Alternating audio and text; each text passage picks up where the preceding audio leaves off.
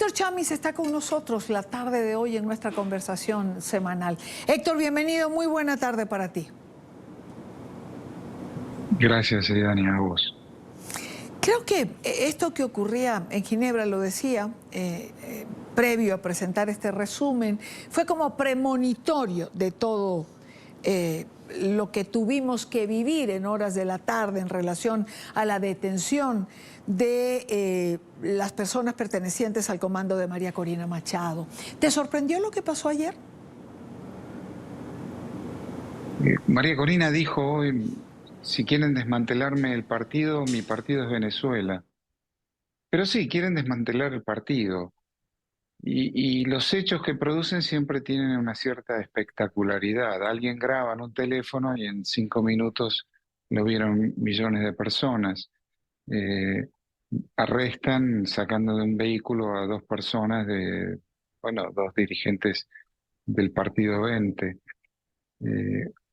Uno se pregunta hasta cuándo, uno se sorprende porque y van a seguir, y parece que sí, y semana tras semana sí, van a seguir, burlándose de los venezolanos, bueno, humillando a los venezolanos, burlándose de la comunidad internacional, burlándose del gobierno de Joe Biden, además, que fue el gobierno que diseñó esta salida política, elecciones, una cierta tranquilidad para poder tener esas elecciones limpias, libres, justas. Ya está claro que no hay tiempo para que los venezolanos en el exterior voten, no hay tiempo material porque el adelantamiento de la fecha, y esos son todos votos, evidentemente, para María Corina Machado. Mencionaste a Estados Unidos, Héctor, mencionaste a la administración Biden. Se burlan de los Estados Unidos, de Barbados, de todos los acuerdos que se han firmado. Se burlan, no hay otra manera.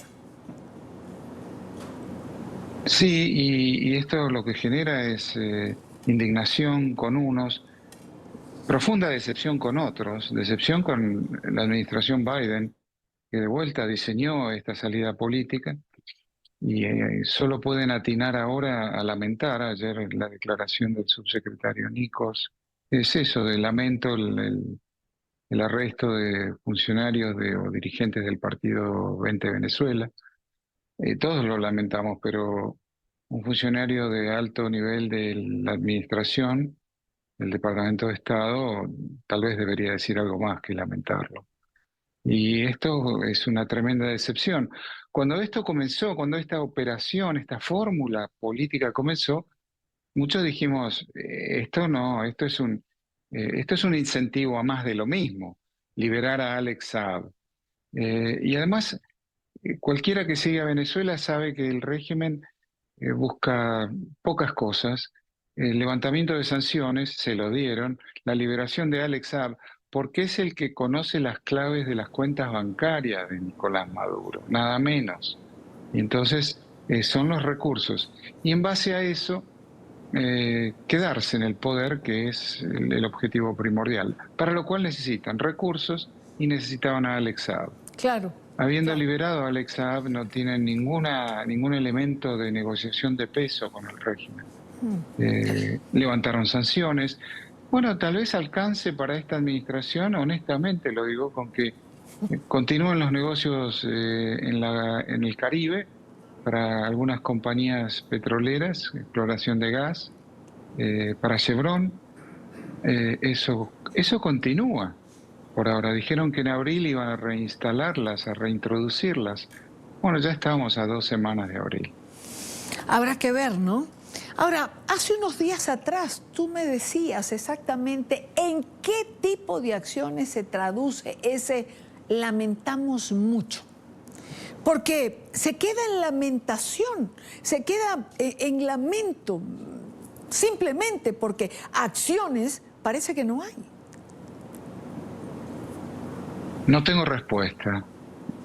Si hay algo más que lamento, sí, lo lamento, lo lamenta la administración, lo lamentamos todos. Sí, sí. Si hay algo más, y si lo hay, ¿qué podría ser? No lo sé. Claro, pero También lo dijimos muchas veces, Idania. Maduro sabe que cuando hay elecciones en Estados Unidos, el caso Venezuela pasa a segundo nivel de importancia, claro, se o pierde. tercero, lamentablemente. Y entonces esto es, él va a ser reelegido por sí mismo en julio, antes de la elección Pero de Estados Héctor, Unidos. Héctor, Entonces Venezuela no será un tema delicado y conflictivo durante la campaña electoral, claro, presumiblemente. Así sucedió en 2016, así sucedió en 2020. Es claro, la tercera vez. claro, Héctor, pero ¿quién se aprovecha más o quién saca más provecho de la circunstancia electoral de Estados Unidos? ¿Maduro en Venezuela o la propia administración Biden en Estados Unidos? Que en medio de la agita electoral el tema de Venezuela... Es una buena pregunta, no lo sé, no tengo la respuesta, pero es plausible lo que estás diciendo. Tal vez los dos. Maduro deja de molestar, pero no va a dejar de ser tema en la conversación, no va a dejar. Y la elección resuelta en julio, a fin de julio, eh, deja el camino más tranquilo, supuestamente. Así sucedió en las dos elecciones anteriores. No es claro que vuelva a suceder, pero esa es la idea, dejar el camino tranquilo aquí, que Venezuela sea menos tema de lo que es. Que ya lo es porque el tema migratorio sigue siendo álgido y el grueso de la migración que está llegando es venezolana, inducida por el Estado venezolano, inducida por el régimen de Maduro. Hay elementos de el tren de Aragua en Nueva York y en Washington y en Filadelfia. Fueron encontrados, fueron arrestados. Bueno, ¿cómo llegan hasta aquí? Ya sabemos que el tren de Aragua es Claro, el régimen de Maduro reconvertido claro. en una marca, como las marcas de automóviles, como las fábricas de automóviles, tienen marcas para un mercado y tienen marcas para otro mercado. El Bueno, tren de Aragua es una marca del régimen para otro mercado, el mercado informal, el mercado ilegal. es una franquicia que se exporta, pareciera, ¿no? Ahora, si la frontera es un problema, si la migración genera crisis, es que no se ponen a pensar que mientras la crisis política y social siga existiendo en Venezuela, el éxodo, como muchos analistas señalan, es algo que puede duplicarse o triplicarse. Bueno, ahí es cuando la política se hace tan miope, donde solo se puede pensar en mañana y no en pasado mañana, y donde el incentivo es ganar en la elección y después ver. Y así funciona la política. El político, hay mucha literatura inclusive que el político es el ser más egoísta que existe y más cortoplacista. Y en una elección eso es todo lo que importa, ganarla. Todo lo demás pasa a segundo plano. Por eso Maduro aprovecha la coyuntura Claro. particular cada 4 años de este país, ahora por tercera vez. Claro. Héctor, el presidente Uribe, de visita en España, se quejaba de la poca solidaridad de América Latina en relación a lo que está ocurriendo en Venezuela, del silencio de otros países. Yo comparto la mezquindad que señala el presidente Uribe. Es muy mezquino lo de América Latina. Es el silencio, es en el mejor de los casos. Y países muy importantes de la región no están diciendo nada acerca de la situación de Venezuela. Absolutamente. Caminamos... Colombia, Brasil, México, países de primer nivel en cuanto a tamaño, importancia y economía, no han dicho nada, ni una palabra, hasta ahora al menos. Ojalá cambie eso también. Ojalá, ojalá. Héctor, ¿camina Venezuela hacia un nuevo abismo? No sé, en Venezuela, bueno, mira, tengo tanta desazón con todo esto. A pesar de que no me sorprende, la decepción es profunda. Pero es que Venezuela la han puesto en el abismo. Digo, está en el abismo, pero la han puesto. Es una suerte de sacrificio de un país, de su gente. Es duro, por decir lo menos. Habíamos acordado que nuestra conversación central giraba sobre Venezuela, pero tengo dos preguntas que no quiero dejar por fuera, porque una tiene que ver con la columna semanal de Héctor y tiene que ver con el Ecuador, con sus avances en los temas de seguridad, que es una arista que has destacado. Bueno, Noboa ha intentado no encandilarse con el fenómeno Bukele. Fenómeno Bukele, sí, ha controlado las bandas criminales, pero también ha encarcelado muchos inocentes. Y hay una realidad además, que la sospecha por el encarcelamiento es ser jóvenes, en general pobres, humildes, tener tatuajes.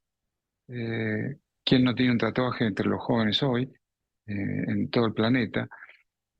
Pero donde además, bueno, puede suceder por error, puede ser, mañana puedo ser arrestado por error, pero si mi audiencia judicial va a ocurrir en el año 2025, si tengo programada la audiencia judicial dentro de un año, bueno, ahí no hay seguridad en ese país, no hay seguridad.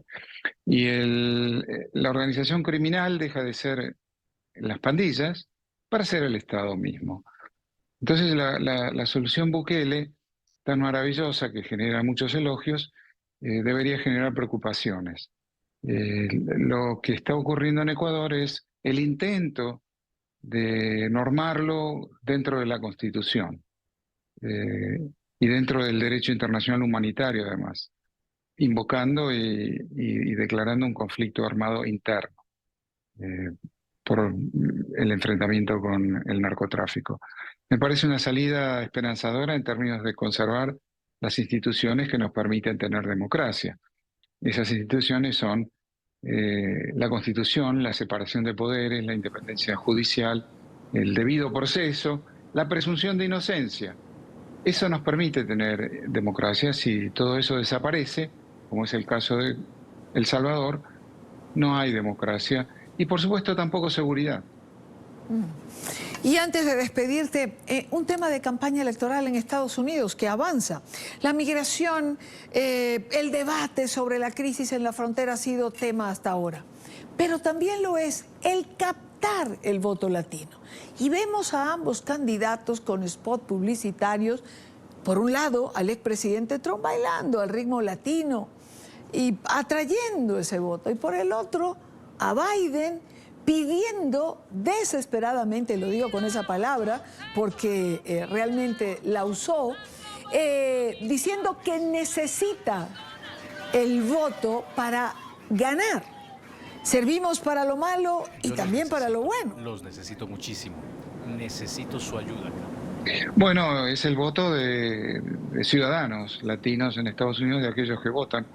Que a propósito, hay 60 millones de hispanoparlantes en Estados Unidos.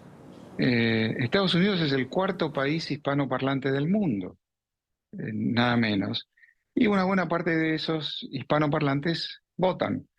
Y no tienen una preferencia definida y son, por supuesto, eso mismo los hace atractivos e importantes.